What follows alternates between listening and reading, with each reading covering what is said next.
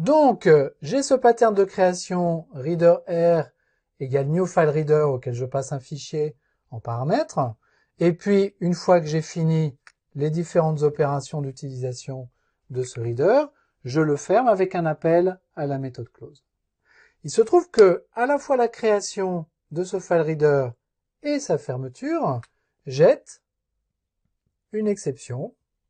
Donc, je dois insérer ça dans un bloc try avec une close catch qui va attraper cette exception qui se trouve être l'IO exception E.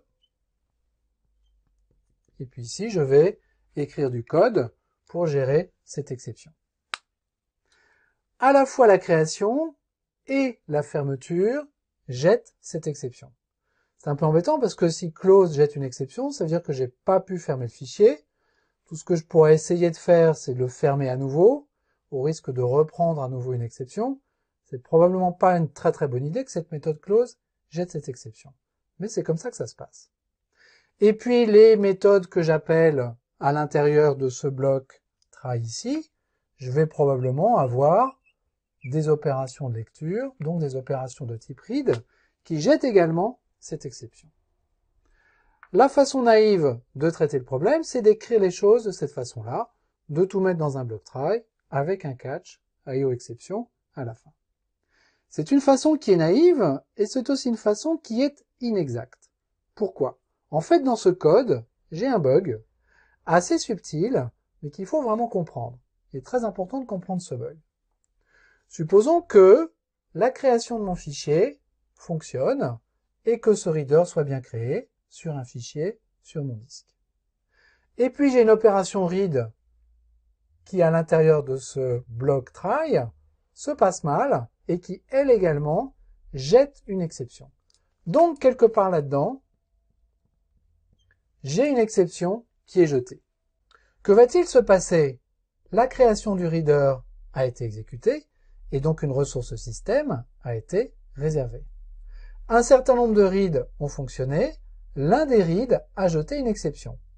Donc j'étais en train d'exécuter cette ligne, je vais passer directement à l'exécution du bloc catch qui se trouve ici, où je vais probablement enregistrer le message d'erreur et la pile d'appel dans les journaux de l'application, dans les fichiers log de cette application.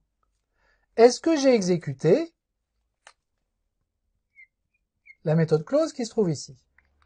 Eh bien la réponse est non, parce que l'exécution de mon code a été interrompue avant l'exécution de cette méthode close. Et donc la ressource système que j'ai réservée lors de la création de ce file reader n'a pas été libérée, vu que le close n'a pas été appelé, étant donné que je suis passé dans la close catch. Donc, appeler le close à cet endroit-là n'est pas le bon endroit dans mon code. Il faudrait que le close puisse être appelé systématiquement dans mon code, que l'exécution du bloc try se passe correctement ou non. Si jamais l'exception du bloc try ne se passe pas bien, comme c'est le cas ici, je passe dans le bloc catch, et donc il faudra éventuellement peut-être que je mette un close dans le catch. Mais si j'ai également une exception qui est jetée dans le catch, le close ne sera pas exécuté non plus. Donc mettre le close dans le catch, c'est pas une bonne idée, et c'est pas du tout la bonne solution.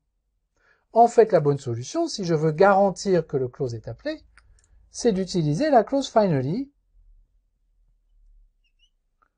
que l'on a vu également quand on a parlé des exceptions. Donc le close qui se trouve ici,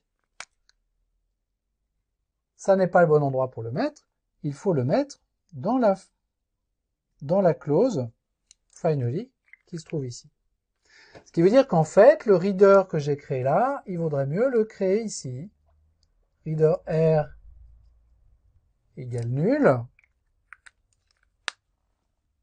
Et puis l'instancier là, en effaçant le reader que j'ai ici.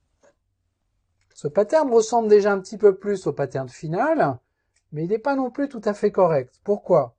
Parce que si jamais la construction de mon reader échoue, le pointeur R qui est ici va rester nul, je vais passer dans le bloc catch, ensuite passer dans le bloc finally, ce qui est ce que j'ai demandé, et le R.close va être appelé sauf que le R ici est nul, et donc je vais y avoir une nulle pointeur exception qui va éclater. Donc il faut que je rajoute du code ici pour tester si R est non nul ou pas. Et quand j'aurai fait ça, j'aurai pas encore tout à fait terminé parce que cette méthode close elle-même jette une IO exception. Donc mon if R différent de nul, alors je fais R.close, doit lui-même être inséré dans un bloc try-catch à l'intérieur de ce bloc finally, qui va catcher l'IO exception jetée par la fermeture de mon reader. Donc vous voyez qu'on arrive très rapidement à un pattern, pourtant très simple, qui consiste à ouvrir un reader, faire des opérations de lecture dessus et le fermer correctement.